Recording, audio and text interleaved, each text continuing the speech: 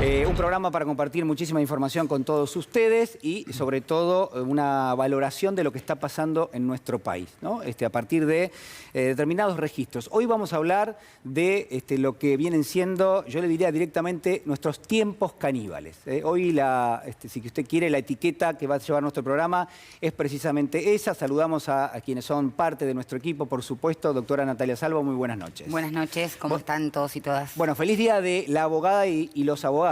Muchísimas gracias. Muy importantes.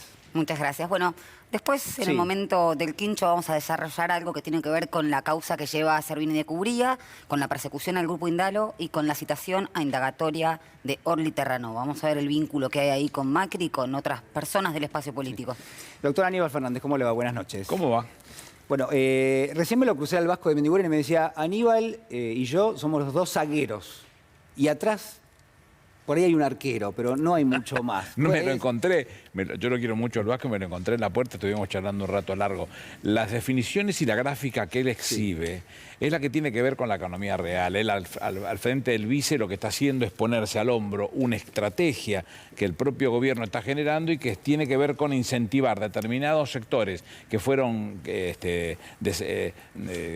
sacados de encima, olvidados, todo lo que se puede hacer para perjudicar y que tiene que ver mucho con esas expresiones que se dicen, que decía Cabrera, despedí, lo decía Caragosian el otro día, despedí, que alguien los va a tomar. Bueno, esa es la situación que estamos viendo nosotros y que veo que el Vasco encara y define con soluciones concretas que la Argentina está esperando.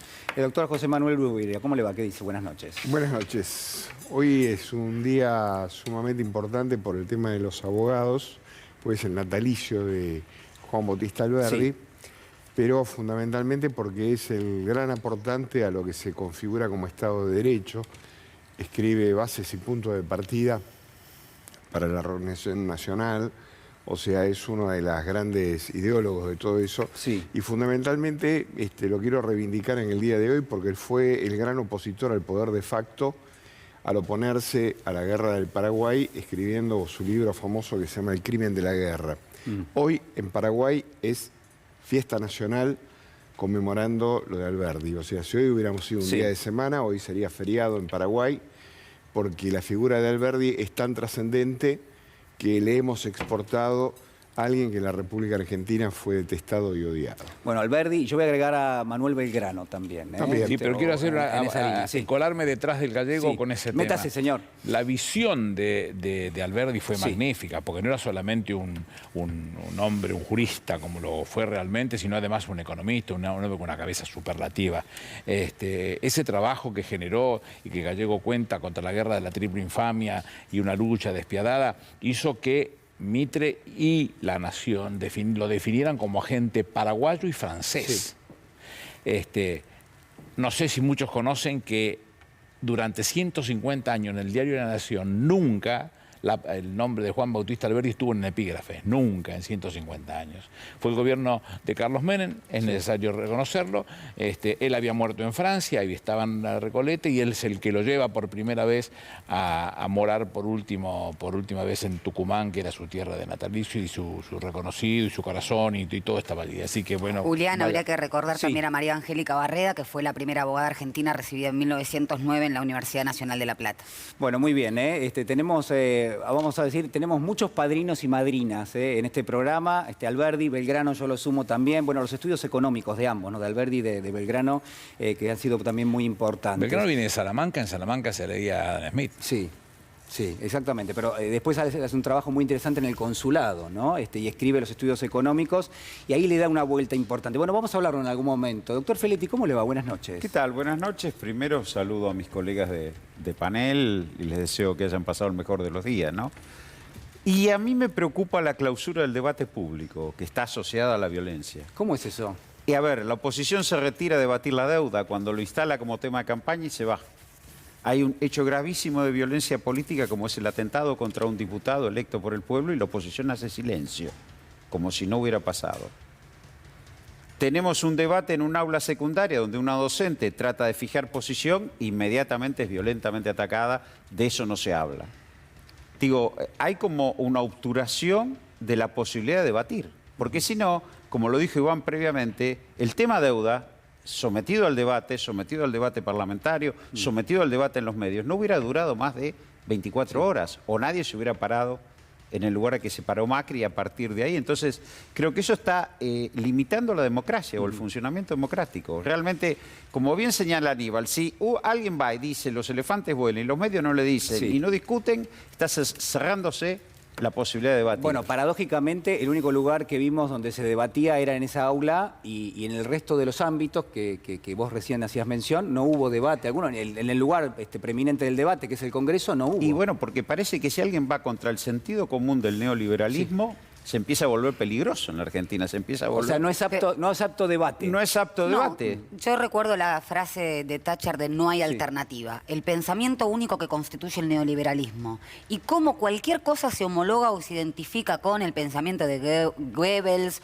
o el nazismo y demás. Pero, a ver, hay una diferencia fundamental. Expresar el disenso a través de los mecanismos institucionales o de la libertad de expresión no es lo mismo que ese terrorismo venga por parte del Estado. Bueno, yo Lo no que pasa es recuerdo que ahora si no fue... lo pueden legitimar ese pensamiento único. El problema del avance sobre el proceso de debate democrático es que no pueden legitimar hoy, porque la Thatcher o Reagan tuvieron por lo menos 20 años de legitimación de los mercados asignando recursos. Hoy eso no está legitimado. Pero no fue, yo no sé si fue, y nos tenemos que ir de este pequeño bloque, pero fue Jameson quien lo dijo, es más fácil adivinar el fin del mundo que el fin del capitalismo. Es más fácil imaginar el fin del mundo que el fin del capitalismo. Exactamente. Bueno, a ver, hablando de todo esto, algo que creo que unifica varios conceptos, es esto que se publicó hoy en el diario La Nación, esta editorial que firma Joaquín Morales Solá, que dice un peligroso regreso a la violencia. Y uno, claramente, cuando lee esto y se saluda, dice, bueno, por fin se le pone un enfoque en lo que ha sido el atentado político en la provincia de Corrientes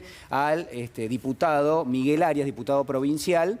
Quizás uno se sorprende cuando lo primero que lee es la foto de la fiesta cumpleañera de Olivos confirmó las denuncias de que existe una casta gobernante privilegiada. A esto llama Joaquín Morales Solá violencia. La filmación de la violenta profesora, está el nombre de la profesora, corroboró que el kirchnerismo usa la escuela pública para adoctrinar a jóvenes. ¿Esto es violencia? No, es estúpido. No son dos cosas distintas. Violencia es una cosa, estúpido es otra. Si nosotros vamos a analizar lo que dice este señor, lo estupidez que dice este señor por violencia, estamos todos locos. La realidad es que lo que sucedió en Corrientes, siendo un compañero mío o no, sea cualquier fuerza política, nos tiene que importar a todos y encontrar rápidamente a los responsables y sancionarlos con toda la dureza de la ley. Pero es un elemento muy claro y ponerlo en su lugar. Lo que sucedió en Olivos, ya esa franela está fundida, regastada y recontragastada. Yo me voy a meter con la profesora. Porque yo lo escuché, el debate que ella da, y si los modos están mal y sus modales son cuestionables, que vayan por los modos y los modales, en todo caso. Pero yo no vi en ningún momento que le cerrara la boca a ninguno de los chicos, y los chicos con una visión distinta que la que tenían ellos motivaban ese debate. Y a mí no me pareció malo. Bueno, este señor con 64 años, en el segundo año del comercial de Quilmes, es decir, tenía 14 años, la señora Ibarra, de haber fallecido y mi reconocimiento, pero si hay algo que no tenía era ser peronista, no generaba debates para que nosotros pudiéramos debatir en el aula. Y estoy hablando 50 años atrás. Bueno, es cierto lo que decís, Aníbal, y también es cierto, alguien publicaba en las redes sociales, bueno, nunca se discutió, por ejemplo, si estudiábamos historia y la había escrito Mitre, ¿no? La historia. Entonces, y eso no era adoctrinamiento. Bueno, era al revés. Historia con el libro de Ibáñez que decía, ¿qué te toca a vos? ¿La primera o la segunda tiranía de Rosas? Bueno, pero es cierto, yo estudié con el libro de Ibáñez, por ejemplo. Bueno, pero eso era al revés, porque en ese momento, y a inversa tuya, Aníbal, si uno quería debatir el siglo XIX, la generación del 80 o Rosas, desde una perspectiva crítica, inmediatamente se decía, al colegio no se viene a hacer política. No se viene a... Bueno, es esa lápida que caía sobre cualquiera que iniciara un debate, es la que están tratando de reproducir ahí. Cualquier cuestionamiento al sentido común neoliberal, al mercado asignando recursos, el ejercicio restricto de la propiedad privada, la libertad social asimétrica de los ricos, inmediatamente es cuestionado. Doctor. Sí, a mí me llama la atención lo de Morales Solá, que escribe en el diario que durante la etapa de la dictadura, que parece que había un poquito más de violencia, miraba para otro lado y avalaba las cosas que pasaron, ¿no? Entonces siempre cuando miro estos editoriales me hace acordar esa frase de Einstein que decía que el universo y la estupidez son infinitas, pero sobre el universo tengo algunas dudas, decía Einstein, ¿no? Entonces uno mira esto y dice, bueno, evidentemente, porque, digamos, yo entiendo que uno pueda ser un periodista militante de determinadas posiciones, pero cuando veo a estos señores que se van embanderados en el liberalismo, veo a este señor Milei tan excitado, tan violento, tan brutal. Sí. Digo, los verdaderos liberales de la República Argentina, en el caso de Alberdi, Sí. lo que propagaban eran ideas. ¿Pero estos no son liberales entonces? No, ¿qué van a ser No, liberales? no. Pero ¿cómo si se, ojalá se fueran presentan liberales. ante la sociedad como liberales? No, pero están Pero estos malversando liberales cuando hablan de el liberalismo. educación, hablan de la educación privada, ya lo viste en la cabeza del trastornado de Macri y un ruin que se animó a decir que a los que caíamos en la universidad pública, los que caíamos, los que no teníamos más remedio que... Cuando te hablaban de salud, te hablaban de salud pública, cuando hablaban de seguridad, te hablaban de seguridad, no del country. Es decir, estos liberales en serio eran liberales, pero honestos, tenían una visión estratégica de país distinta que lo que tienen estos tipos. Natalia. Además, recordemos lo que dijo Longobardi, ¿no? Que participan. Ahí es libertad de expresión. En abril de este año, cuando hablaba de formatear el Estado a un modo más autoritario, la incompatibilidad de la pobreza o de ciertos niveles de pobreza con el ejercicio democrático. Y efectivamente estaban poniendo en contradicción este capitalismo salvaje con el ejercicio pleno de los derechos sociales. Entonces, ahí salieron a decir que había un recorte de las palabras, etcétera. A mí me parece que hay otra cosa donde se está montando este neoliberalismo, que es en la posibilidad de que el lenguaje sea aséptico y objetivo. El lenguaje no es aséptico objetivo. El educar, como decía Paulo Freire, es un acto político. Lo que estamos es ante una bancarización de la educación que, por supuesto, está envuelta en un ropaje de objetividad. Y esto también hay que decirlo. Y con respecto a la dictadura, había un manual antisubversivo de 1977, en donde también seguramente Morales Orano se pronunció al respecto. Bueno, había mucho material en esa época también vinculado con ese Sí, tema. porque las matemáticas modernas eran marxistas y sobre eso la Nación No se podía decía estudiar nada. matemáticas porque eran marxistas. Marxistas. O el libro La Cuba electrodítica, porque No, por decía eso la Cuba. digo, cuando uno ya tiene determinada edad, como tenemos Aníbal y yo, el nivel de tolerancia a la pelotudez es insostenible, ¿no? Bueno, Aníbal también hace silencio. Vamos a... No, pero está contundente el doctor Ubeira. Compartimos esto que decía Máximo Kirchner esta semana, el diputado.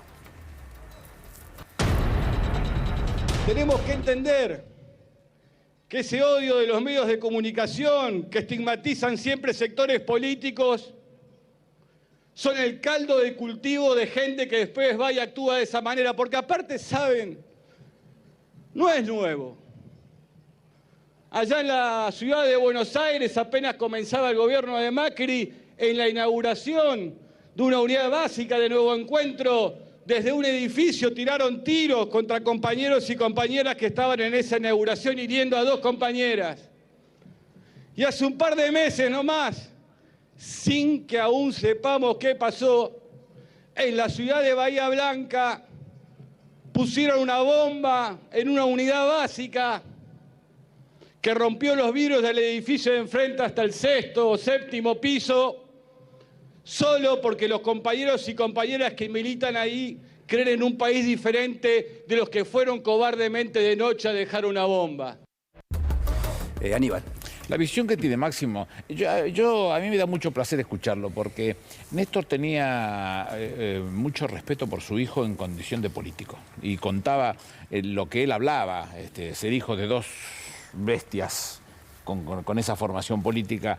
Es medio imposible que si te gusta el palo no tengas de qué aprender. Bueno, esa es la gráfica que Máximo está bajando y que está contándole a los compañeros para que estemos activos, estemos atentos, pero eso no significa que uno recurre ni un tranco de pulga, porque las posiciones que nosotros estamos defendiendo tienen que ver con todo lo que está sucediendo. Recién lo escuchaba mientras estaba esperando en otro canal a Milei, y toda la gráfica de lo que dice es todo lo conocido que le hizo daño a la Argentina. Si están yendo por la franja de la derecha que está pegada a la pared, digamos, ¿no?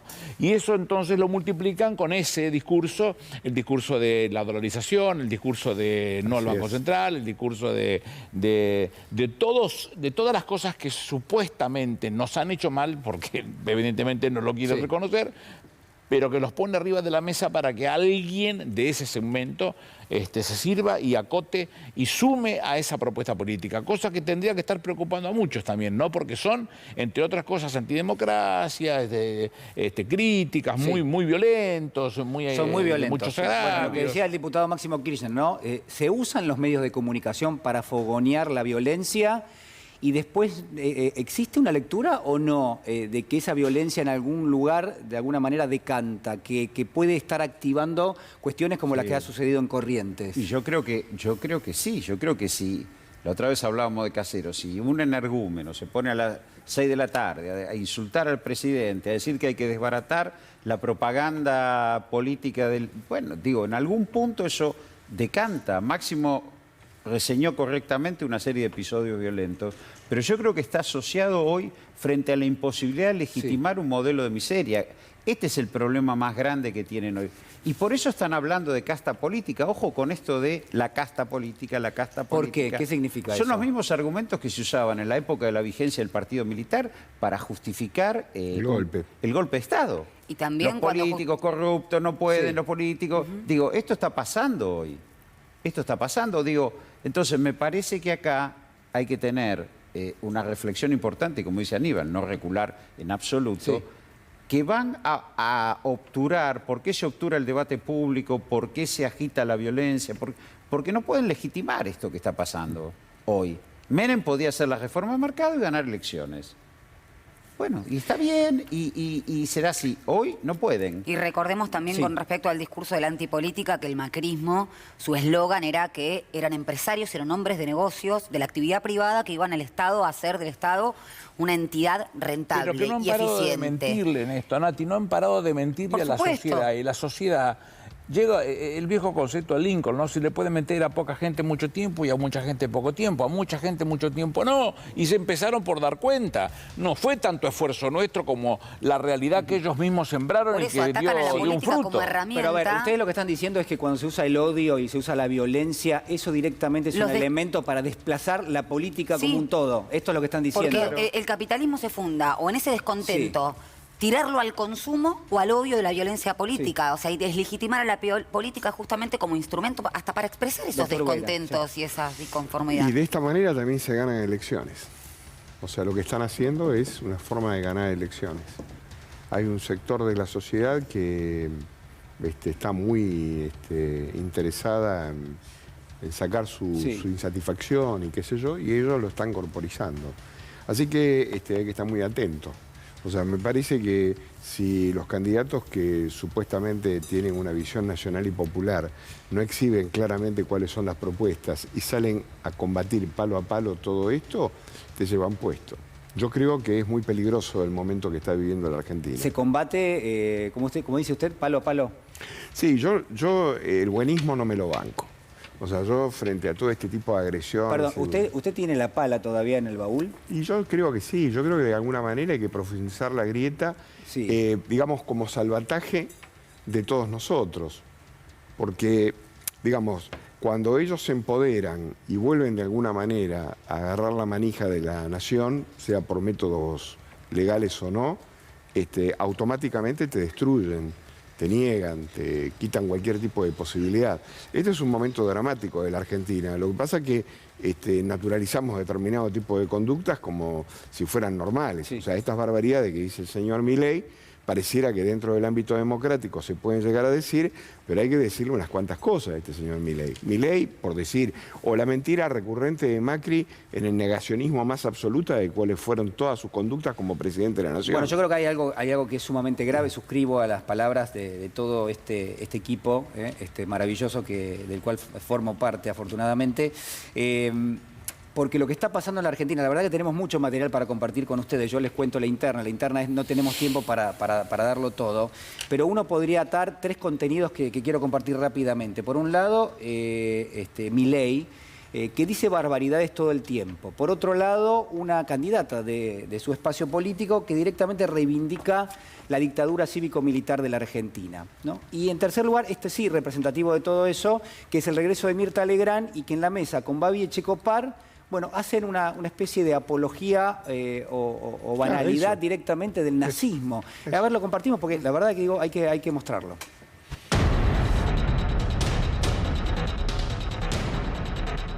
Un día estaba en la esquina de Radio 10 y pasó una combi que lleva chicos al colegio, y va nada más que el tipo de la combi, un nene de 3 años, 4, de jardín.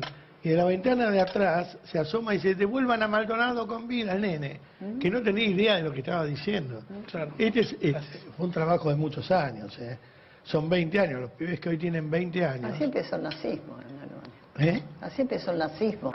Así empezó el nazismo. Bueno, yo lo digo y se enojan, pero digo, no tiene que ver con Hitler, tiene que ver con la teoría goebbeliana. Bueno, hay que leer. No, así no empezó el nazismo, Sí, por y eso digo, Goebbels decía tienen que cosas leer, de otro pueden color. elegir. Claro, sin información, esta señora, uno tiene que asumir que lo que dice son verdades, y la verdad es que es una burrada grande como un camión. Y en todo caso, que un padre le enseñe al hijo que a un joven que va al sur, que se siente cercano a la causa de los mapuches, y que en el medio de ese conflicto termina perdiendo la vida, y que el padre le enseña lo que sucedió, y que el chico diga que devuelvan a Maldonado con vida, a mí me llenaría de orgullo. Hasta me haría llorar escuchar a un pibito que diga eso. Es que no tiene nada de nazi, señora. Tiene algo de honesto, tiene algo de argentino, tiene algo de lo que hacen la buena gente, de la bonomía, valores, claro. Pero por eso... Ahora, ojo, ahí yo voy a disentir con mi compañero Beira. Sí, yo creo que ellos están así porque creen que pierden las elecciones, no porque creen que las ganan. No, yo dije otra cosa. Yo dije que eso bueno. es un formato para ganar elecciones. Sí, yo... No digo que las ganen. Yo estoy creo que diciendo están, que es el yo creo que formato para ganar yo creo que el objetivo es obturar, porque acá también es lo que dice Babi Echecopar, un padre no puede transmitirle al hijo el reclamo por un asesinato que hubo. Sí.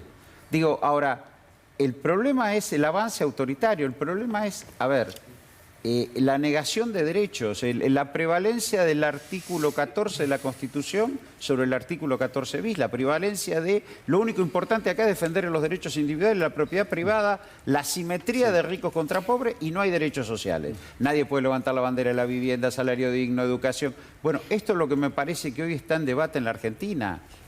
Muy fuerte está en Y yo debate. Bueno, pero insisto fíjate con- vos cómo con respecto subvierten la discusión, Sí. porque le molesta a Babi, le molesta a la señora que un chiquito diga Conciencia. que aparezca el chico con vida, y ella lo compara con el nazismo, lo que estaba analizando la Shoah, que significaron 6 millones de muertos. Sí, generalmente el nazismo lo que hacía era suprimir gente. Claro. Digamos, la señora se ve que tiene el manual un poco equivocado, porque generalmente cuando uno reivindica la desaparición de una persona es el comportamiento de un nazi, no preguntarse por dónde están las personas desaparecidas. Natalia, ¿esto está hecho adrede o hay una ignorancia supina en todo? No, está hecho adrede, pero insisto, parándose desde un axioma que sostiene que es posible la educación objetiva. Serrat decía que uno le enseña a los hijos con la leche templada y en cada canción. Bueno, si ese chiquito hubiese sacado su cabeza por la ventana y se hubiese dicho todos los políticos son chorros, lo hubiesen tomado como una manifestación de la preocupación de lo que los niños están viendo, de la realidad, etcétera, etcétera. La gente, dirían. Insisto, claro, la gente, Qué término universalizar una disconformidad que viene de parte de un determinado sector privilegiado y hacerlo como un interrogante total de la sociedad y, por supuesto, en este caso de los chicos. Insisto que es imposible educar sin un sesgo ideológico, porque el lenguaje es ideológico. La Perdón, ideología es la nuestra. perdón. Ellos nunca expresan ideología. La ideología siempre es, si nosotros levantamos valores, principios, cosmovisiones, formas de proyectos de país, somos ideólogos, adoctrinamos. Ellos pueden decir cualquier barbaridad Y eso no es ideología. y eso no es ideología. Doctor. Sí, yo siempre tengo presente un periodo negro de la Argentina que es el final del gobierno de Isabel Martínez de Perón, al que le faltaba prácticamente nada para convocar elecciones. Y el periodo previo al golpe de Estado fue no solamente deslegitimar la política, sino fundamentalmente los resortes de la política para la solución de los problemas. Entonces, yo cuando veo todas estas manifestaciones pregolpistas, porque finalmente el discurso de Milei no es ni más ni menos que un discurso pregolpista, no es ni más ni menos, por eso lo que acaba de acotar acá la doctora con muchísima razón, esa palabra de Longobardi parece que las anotaron en el agua. Y yo personalmente veo los reflejos autoritarios. Por eso que de alguna manera me sumo al tema de cavar profundamente la grieta, porque con estos animales no se puede convivir. Y es interesante, ¿no? Porque uno está tentado incluso de meterse en los argumentos del liberalismo. Yo creo que la base prácticamente de la plataforma política es igual a la de Juntos por el Cambio que la de los liberales, nada más que los liberales de alguna manera irrumpen con violencia y se hacen notar. Pero la verdad que si uno ve las propuestas son insostenibles, insólitas y tienen que ver con la experiencia reciente del macrismo en el gobierno. Vamos a volvernos a meternos en este tema. Pero ustedes saben que hace minutos nada más estuvo aquí en C5N, en el programa que conduce Juana Morín, Esmeralda Mitre, de la tradición de los Mitre, ¿no? De allá, de la batalla de Caseros en adelante, personajes importantes. De la Argentina. A alguien no le gustó que mencione la batalla de Caseros. De ahí surgió Sarmiento también, ¿no? Eran los dos jefes, ¿no? Con Mitre. A ver qué dijo Esmeralda. Los AIE tendrían, por lo que yo tengo entendido, y lo tengo bastante entendido, pero tengo que hablar en potencial, una deuda de 50 millones de dólares, de las cuales habrían puesto, bueno, como ustedes nombraron, algunas personas en un paquete, y las que dicen que también Macri había puesto, son 15 millones. Ahora un canal que no daba $1.50, que no rendía, que no tenía un periodista, que nadie quería estar ahí, de repente hoy es el canal más importante de todos, fanáticos, todos hablando acerca de que el PRO es lo más grande que hay en el mundo, y todos fanatizados. Y después hablaban y criticaban al kirchnerismo. Entonces, ¿en qué quedamos? ¿Cuál es la línea editorial? Se reía el doctor Ubeira, doctor. No, cuando la escucho a esta señora, me hace añorar los tiempos de La Nación cuando editorializaba a Claudio Escribano. Por lo menos en la época. Claro, estábamos hablando de otra cosa, ¿no? Yo a veces paso por el canal La Nación, más allá, digamos, de los periodistas, y es una cosa que está todo rentado, es más que evidente que está rentado.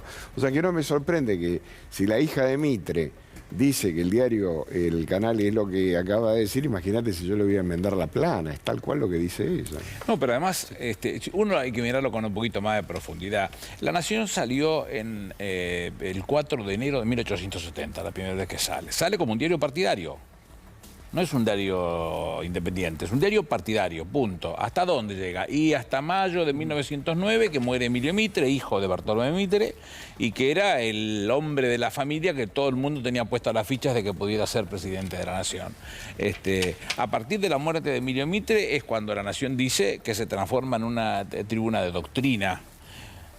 ¿A quiénes ha tenido la Nación en ese lugar? Y ha tenido a Octavio Paz, ha tenido Borges, Sábato, Miguel Canet. No discutamos lo político, digo. Claro. Vayamos al fondo. Atilio Cadorín, Germán Sopeña. Yo leo La Nación de que no me daban los brazos para abrirlo. Mi abuelo me había enseñado a doblarlo en cuatro partes para que te podías quedar con la cuarta parte para leerlo. Un diariazo. Sí, pero a ver, Aníbal, con tu filtro, un diariazo. Ah, bueno, eso te iba a decir. Con tu filtro, un diarazo. Uno puede establecer una línea cronológica y decir, bueno, La Nación es una tribuna de doctrina para un sector de la sociedad que concibe, por ejemplo, la política de una determinada manera. Pero te lo hago más simple, Julián. Te lo hago más simple y me vas a entender más fácil. Yo leí Ámbito Financiero cuando la manejaba su creador. Julio Ramos. Bueno, y Julio Ramos también tenías que leer el Ámbito Financiero con tu filtro, porque si no, no era fácil de leerlo. Vos ponías tu filtro y veías un muy buen diario, como lo fue La Nación. Bueno, lo que está discutiendo esta mujer, con mucho criterio y con mucho respeto, siento que lo está reivindicando, porque son sus derechos lo que le están manoteando en este momento, aparentemente, lo que está diciendo es, ojo, la familia o la Nación nació para hacer eso. ¿Es cercana a nosotros? No, no va a ser nunca cercana a nosotros, pero para hacer eso. Y lo que está reivindicando es ese editorial que tuvimos en algún momento. Claudio Escribano inclusive tenía reglas claras muy definidas. Yo les acabo de contar una de ellas. Alberdi nunca estuvo en el epígrafe del Diario de la Nación por razones políticas. 150 años no estuvo. Lo digo, tenían posiciones tomadas, sí, muy claras y muy definidas. Entonces lo que está diciendo es, yo quiero tener el diario que tenía mi familia. Claro.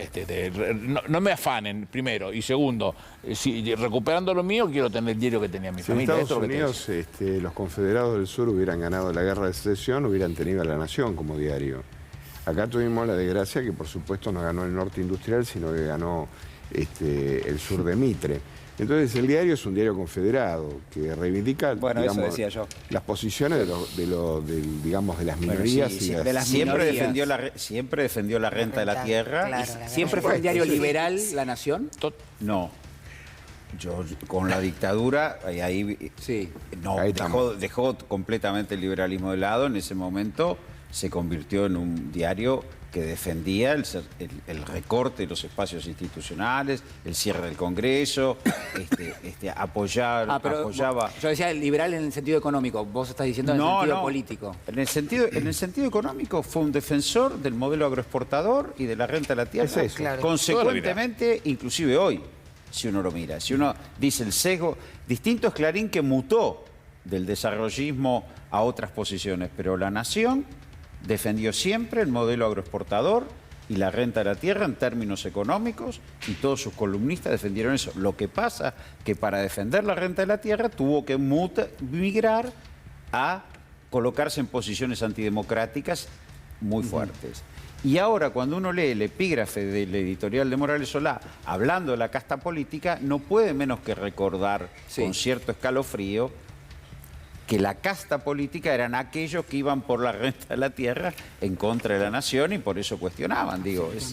Bueno, a ver, vamos a compartir un cortecito más de Esmeralda. Porque me parece que estarían utilizando un medio para hacer campaña.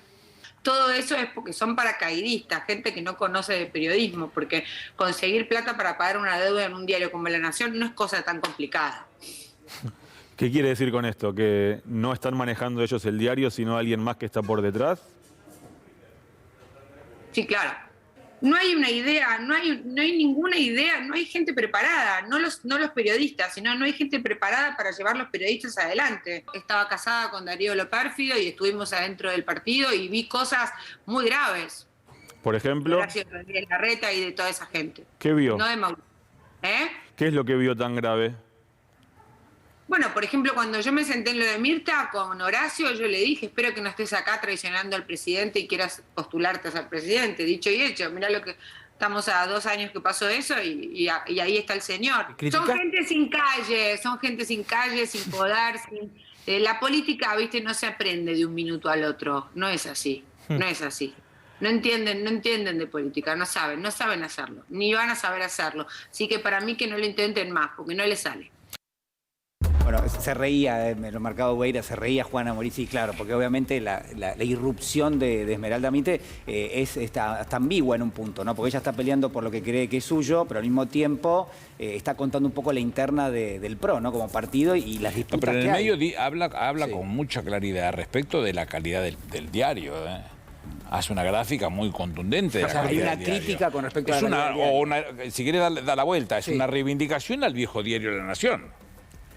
Che, yo quisiera tener aquel diario de la Nación con Atilio Cadorín, con Germán Sopeña, con Escribano, con todos aquellos que lo hicieron grande a la Nación, y yo con mi filtro sé lo que puedo sacar de ese diario. Me da la sensación que es una gráfica muy contundente. ¿Y por qué la cuestiona? Ahí, porque en mano de los Aguirre terminó siendo lo que soy.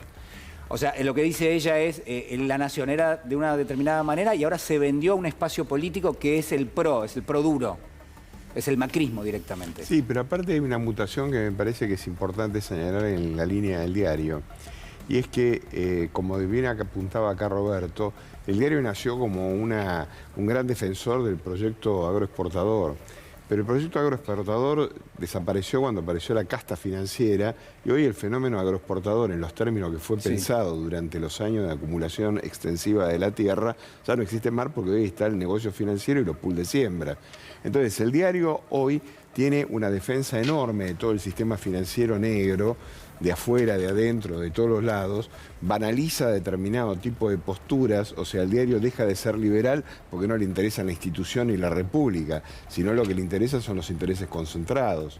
Entonces, el PRO, ¿qué es lo que acaba de hacer? Desembarcó porque es el representante de los intereses financieros duros en la República Argentina y donde el valor de la renta hoy del campo pasa por otro lado. Entonces, el diario dejó de ser la tribuna de doctrina con un pensamiento liberal para transformarse en el panfleto de los 20 tipos que manejan la República Argentina. Bueno, yo te diría algo, yo voy a agregar algo ahí, que es a comienzos del siglo pasado, la discusión era entre la ganadería y la agricultura. La agricultura era casi la revolución tecnológica. Y acá lo que se dio es una disputa muy fuerte por la tierra. Claro, ¿a vos qué te faltaba? Mano de obra.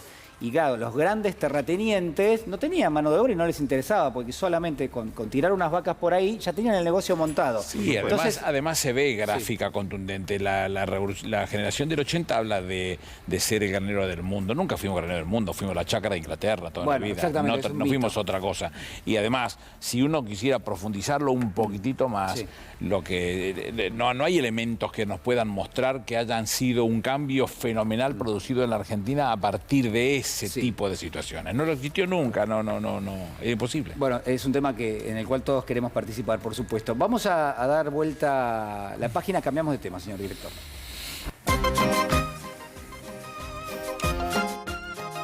Hoy estamos con los botones un poco cambiados. Lo que ustedes ven, ¿apareció Pepín Rodríguez Simón? ¿Estaba ahí? ¿No me pareció? Fue breve la Ahí está, mirá, ahí está. Bueno, por lo menos lo vemos así. 115 días. 115 días, ahí estaba. Bueno, ¿cuándo vuelve Pepín? En rigor vamos a hablar del teléfono fantasma. ¿Qué pasa, Julia? No, que me causa mucha gracia la foto esa de Pepín, ¿no? Está tremendo. Bueno, no dije nada. Los teléfonos fantasmas del expresidente Macri. Vamos a compartir una información.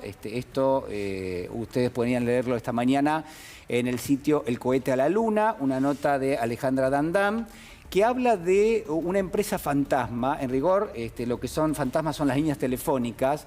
La empresa se llama Marcodina Sociedad Anónima y proveía lo que eran sistemas de comunicación encriptada. Una empresa de telefonía que vos contratabas el servicio y podías hablar con las líneas que te daba, se suponía en forma encriptada, se suponía en forma segura.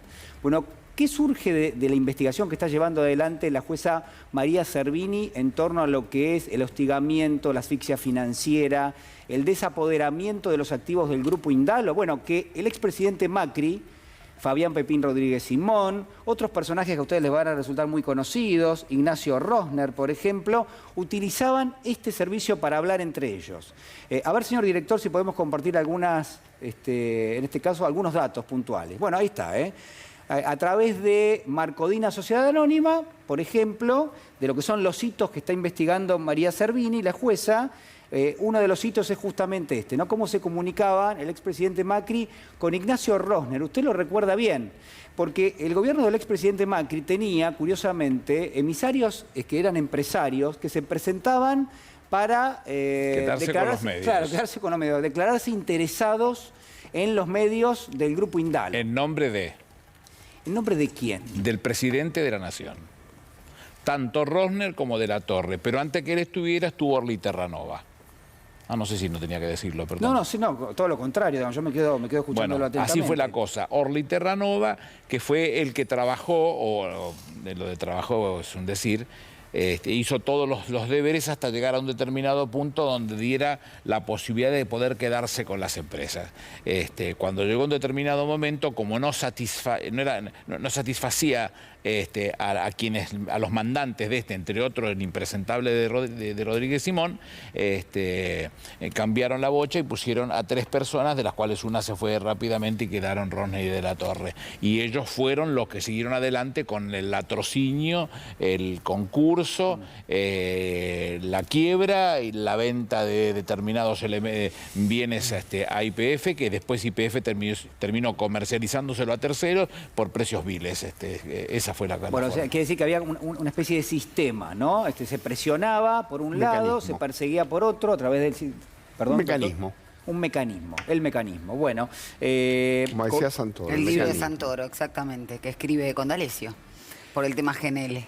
Con este sistema, lo que tiene la jueza María Servini hasta ahora, y esto lo refleja el cohete a la luna, es varios hitos. Hitos son cada vez que se comunican entre las partes a través de esta empresa que proveía líneas fantasmas de teléfono, ¿no? Lo que se buscaba era, o lo que quería el gobierno del expresidente Macri, era que, por supuesto, no quedase registro de estas llamadas. Llamadas que, obviamente, lucen muy comprometedoras y que, aparte, coinciden en el tiempo y en el lugar con respecto a lo que eran determinados movimientos que iban desapoderando al Grupo Indalo de parte de sus empresas. ¿Cuál es el hito 1? Es muy interesante. ¿Cuál es el hito 1? ¿Cuál es la llamada? La primera que existe como registro de esta empresa.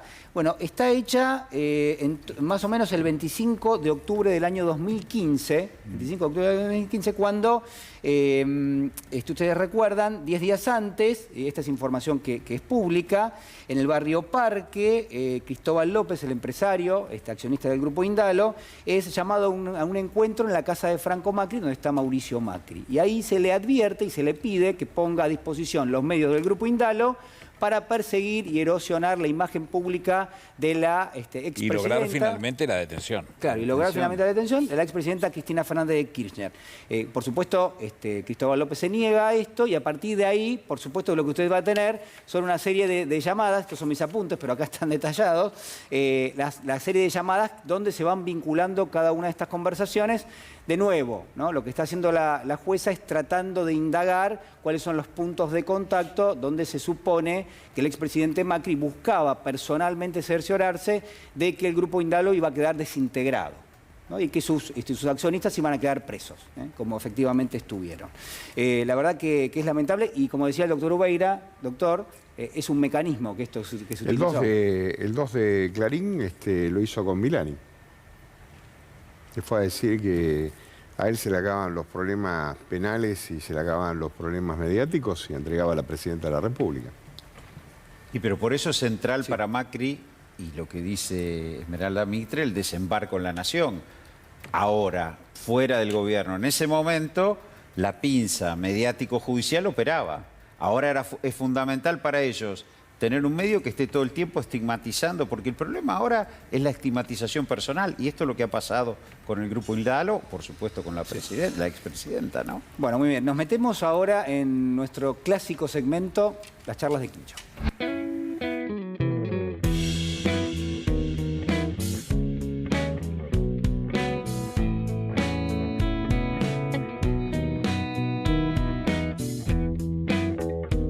Acá el rojo el socialismo, el negro de la anarquía. Hoy te tocó el rojo. ¿El verde es ambientalista, Ubeira? Esperanza. ¿Usted cuál quiere, azul o...? Esmeralda, que estuvimos con Esmeralda. Esmeralda. Bueno, acá lo que estamos repartiendo son vasitos. Se supone que tenemos nuestro bolillero. Este bolillero lo que reclama, doctor Ubeira, ¿qué es?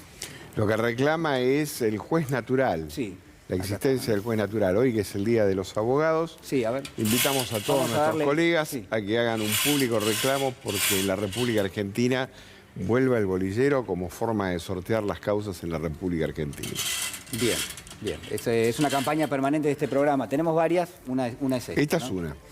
Bien. Hoy, ¿cómo se hace? Se aprieta un botón y la computadora, teóricamente, en forma aleatoria, encuentra quién es el responsable. Pero se dan cosas que en la estadística jamás podrían prosperar, porque si es una en muchos millones, que es que le caigan todas las causas de Cristina Sabonadío. Entonces, la mejor forma de que eso no suceda es que se vaya desinsaculando, que vaya saliendo todos los que van saliendo uno por uno, hasta que la causa siempre tenga un juez natural que sea el que corresponda, el que salga por sorteo. Y aparte, en la institución esta del mecanismo, digamos, de internet, de computación para poder designar el tema de las causas, era supuestamente porque actuaban como una cámara compensadora de juzgados. O sea, si un juzgado tenía atribuida determinada cantidad de causas, no se le mandaban más causas. Un clearing, digamos. Era un clearing interno de los propios juzgados. Ese, teóricamente, es el verso que se vendió a nivel nacional de cómo es que iba a funcionar el sistema.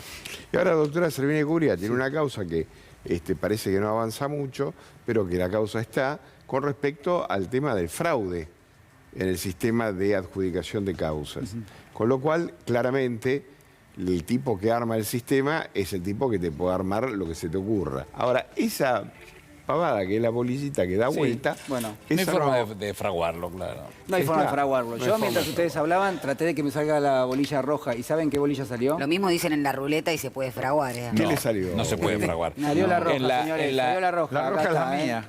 Eso es azar puro. Probé 4 veces, en la quinta me salió. Ahí va la bolilla para el doctor Feletti. Ahí está, la recibió. En cuanto al voto electrónico, Sí. la Corte Constitucional Alemana dice que no está dispuesto a resignar la entidad de la elección ni por la comodidad de los funcionarios ni por el apuro de los políticos por los resultados. Claro. Bueno, esto es lo mismo. Acá lo que hay que buscar es el punto donde cada uno vaya al lugar que corresponda y que no haya amañados de ninguna característica. O sea, claramente, para poner un ejemplo, la inseminación artificial existe, pero hay otros métodos más placenteros para reproducir los seres humanos.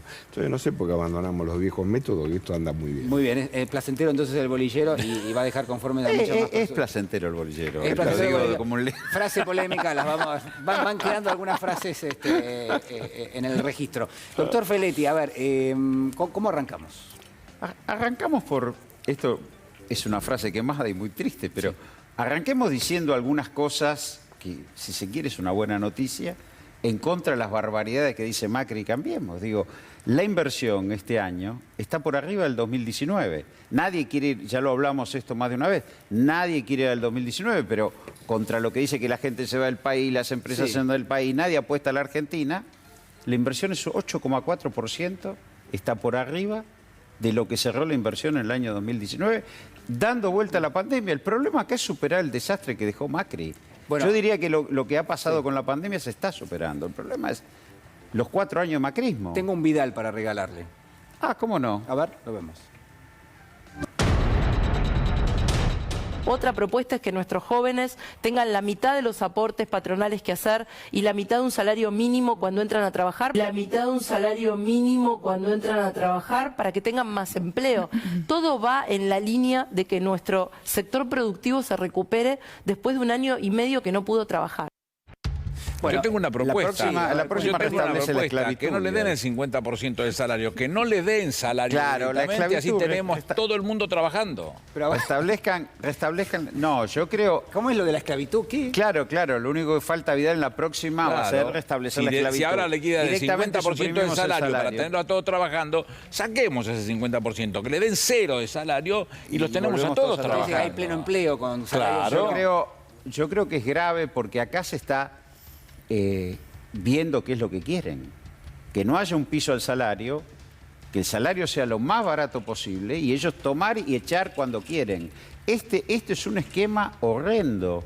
Pero aparte, para imponer este esquema, vuelvo a insistir, y estoy monotemático, requieren obturar el debate público, abrogar los procesos constitucionales. Digo, esto lo que acaba de decir Vidal, además, es lo que ella hizo en su gobierno. La desnuda por completo. Es lo Cada que vez hizo en que su esta gobierno. mujer habla, se Hizo- desnuda y hizo- te hizo muestra romper lo profundo del el asco que sistema tiene social con, de el, Bueno, la con los 20 trabajadores. puntos cayó el salario real durante la gestión del expresidente Macri. 20 Y además, el gobierno de la provincia de Buenos Aires, toda la inversión social se desplomó a partir del 2018. Además que dejó una deuda de 7.000 millones de dólares en moneda extranjera. Se desplomó.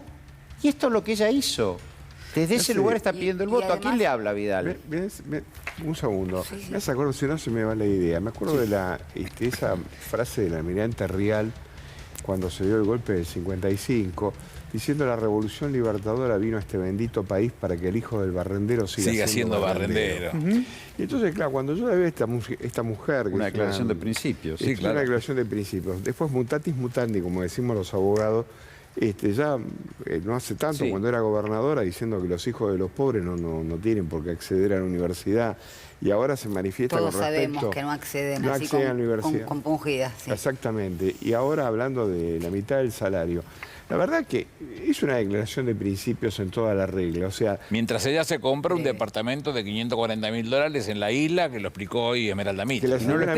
Breve con respecto a lo que dice Roberto, porque, a ver, Ya sucedió en la Argentina del menemismo y lo hizo el macrismo, como la reducción de las contribuciones patronales, como las modalidades contractuales que teóricamente lo que intentan hacer es insertar a los hombres y los jóvenes y bajar el costo laboral, nos dejaron. En 1990 arrancamos con 7,5 desempleo, en el 2002 con 24,5. Se redujeron las contribuciones patronales desde el 42 al 37% y eso dejó más desempleo. Y lo mismo pasó con el macrismo, o sea que esas experiencias históricas son recientes, la reducción de las contribuciones no trae más empleo y la reducción de los derechos laborales tampoco. Pero es consolidar una clase subordinada que los asista, ojo con todo esto. Pero si eso fuera poco, a todo lo que vos explicaste te agrega la mitad del salario. Y ahora el orden público laboral. Ustedes perdonen, pero nos estamos quedando sin tiempo en el programa. Tengo que mover este bolillero. Casi que... Miren, voy a adivinar qué bolilla va a salir. La verde, ya salió. Había salido antes. Doctor la tenía en la mano. Guarino la tenía. Está manipulando el bolillero. No les voy a permitir. Doctor Ubeira. No, hay un hecho importante que revela hoy Jorge Asís en un Twitter, haciendo mención concretamente que el diario Clarín ya anticipa. Ahí está. Cheque, pero qué buena información tiene Clarín. Primera, que Horacio Rosati será presidente, es la ventaja ética de la prensa hegemónica. Y me pareció que era un muy buen disparador para hablar, digamos, del problema de la justicia, ¿no? O sea, independientemente que coincido totalmente con lo que dice Asís, lo que está claro es que ellos toman la ventaja y la usan. O sea, ellos ejercen el poder. Es probable que a lo mejor Rosati sea el presidente de la Corte, es que no lo sé. ¿Puede pasar? Pero puede pasar perfectamente. Lo que quiero decir es que, por el otro lado, Ritondo y compañía quieren sacar una ley para de alguna manera regular el tema de quién va a ser presidente de la Corte. Anticipo que me parece que es inconstitucional porque los poderes soberanos del Estado son los que establecen las reglas de cómo funciona ese poder del Estado. Pero lo que está claro es que pareciera como que no es parte ni es eje de la campaña la discusión concreta de qué corte queremos, cuánta gente tiene que intervenir y qué es lo que pasa con el sistema judicial de la República Argentina. Y mientras los políticos no tomen debida nota, todas estas reformas que el presidente impulsó y que mandó a la Cámara de Diputados van a terminar en papel mojado. Entonces, ellos juegan y pareciera que aquellos que están detrás del otro lado de la institucionalidad duermen. Entonces, me da la impresión de que tiene que ser un eje de campaña debatir claramente cuál es el sistema judicial y qué es lo que vamos a hacer con el lawfare en la República Argentina. Muy bien, nos tenemos que ir rápidamente a la pausa y al regreso tenemos más información.